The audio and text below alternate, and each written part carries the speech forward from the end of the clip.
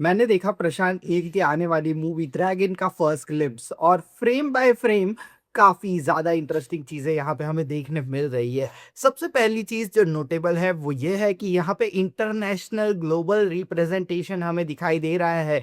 ऐसा नहीं है कि सिर्फ इंडियन कैरेक्टर्स को ही मेन हाईलाइट किया गया है, इंटरनेशनल कैरेक्टर्स भी यहाँ पे सब्सटेंस होल्ड करेंगे स्टोरी के अंदर, जो कि एक एक्स्ट्रा ऑर्डिनरी एस्पेक्ट है जो कि प्रशांत नील ने पुल ऑफ किया है इसके अंदर, जिससे हम ऑफिशियली कह सकते हैं कि अब ये जो प्रशांत नील अपने केजीएफ यूनिवर्स और सारे सलार यूनिवर्स इन सबको मिलाकर ग्लोबल जा रहे हैं और कनेक्ट द डॉट्स भी किए जा सकते हैं बाकी यूनिवर्सेस के साथ इस ड्रैगन मूवी के। तो ये एक इंटरेस्टिंग एस्पेक्ट है जो कि सबसे पहले देखने मिलता है और ये एक कमाल की चीज़ है। अब जैसे ही टीजर या ट्रेलर की शुरुआत होती है तो यहाँ पे आपको देखने मिलता है कि यहाँ पे लाइट डाल रहे हैं ओपीएम ट्रेड को लेकर। अब ओपीएम ट्रेड इंडिया से होता था ब्रिटिशर्स के टाइम पे, और स्पेशली ओपीएम ट्रेड इंडिया और चाइना के बीच में होता था, और वहाँ पे काफ़ी ज़्यादा इंपॉर्टेंट रोल प्ले करते थे ब्रिटिशर्स, और इंडियन ट्रेडर्स का भी इसमें बहुत इंपॉर्टेंट रोल हुआ करता था। तो ये एक एंगल है।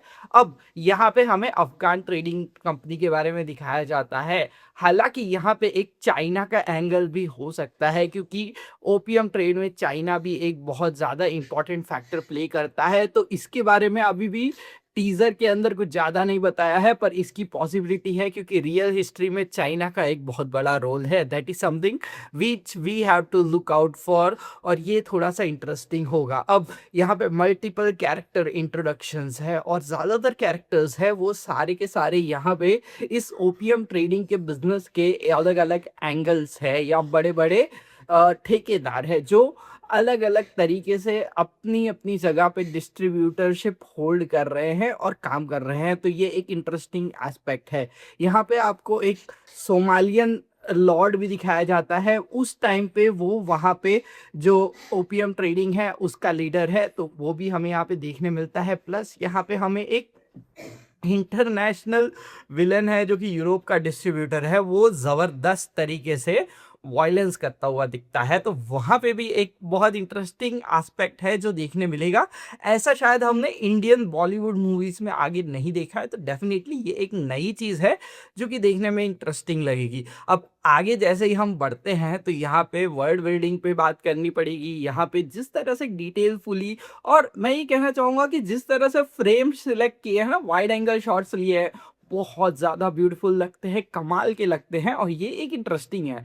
हालांकि प्रशांत नील का जो टिपिकल अप्रोच होता है वो थोड़ा डार्क साइड या थोड़ा लो लाइट में शूट करना प्रेफर करते हैं, पर यहाँ पे उन्होंने लाइट्स थोड़ी दिखाई हैं ऐसा, तो थोड़े ब्राइट शॉट्स देखने मिलते हैं जो कि इंटरेस्टिंग लगते हैं, अलग लगते हैं थोड़े प्रशांत नील की स्टाइल से। अब यहाँ पे आपको देखने मिलेगा इंडियन एंगल और अफगानी एंगल, किस तरह से ओपीएम ट्रेड पे ये दोनों कब्जा करना चाहते हैं।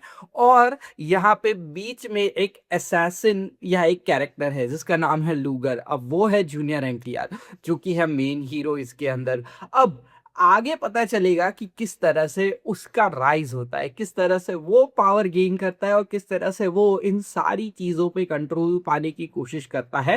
तो ये एक इंटरेस्टिंग एस्पेक्ट है जो कि थोड़ा अलग एंगल से यहाँ पे देखने मिलेगी हमें सारी चीज़ें। प्लस यहाँ पे एक अकाउंटेंट का कैरेक्टर दिखाया गया है, तो इसकी पॉसिबिलिटी बहुत ज़्यादा है कि हम यहाँ पे स्ट्रेटेजिक रैशनल बिजनेस स्ट्रैटेजीज देख पाएंगे इसके अंदर, जो कि शायद स्क्रीन पे सीधे अच्छे तरीके से या इंटेलेक्चुअल तरीके से दिखाए प्रशांत नील, जो कि एक बहुत ही कमाल का एस्पेक्ट होगा।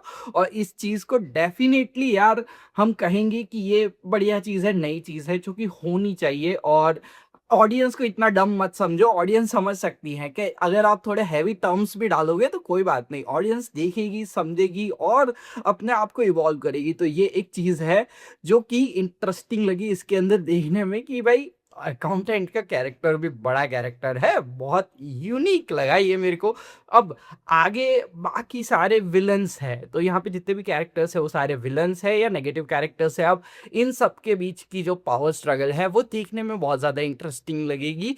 जिस तरह से यहाँ पे ग्लिम्स में दिखाया है, जिस तरह से शूट किया है, वाइड एंगल फ्रेम, सब चीज़ें बहुत कमाल की लगती है। और बीजीएम उनका स्ट्रॉन्ग पॉइंट है। हालाँकि कभी-कभार प्रशांत नील का बीजीएम बहुत लाउड हो जाता है, लेकिन यहाँ पे उन्होंने स्वीट स्पॉट हिट कर दिया है, जो कि एक बढ़िया चीज़ लगी मुझे इस टीज़र को देखने के टाइम कि यहाँ पे केजीएफ की तरह ओवर लाउड नहीं जा रहा है या सलार की तरह भी ओवर लाउड नहीं जा रहा है।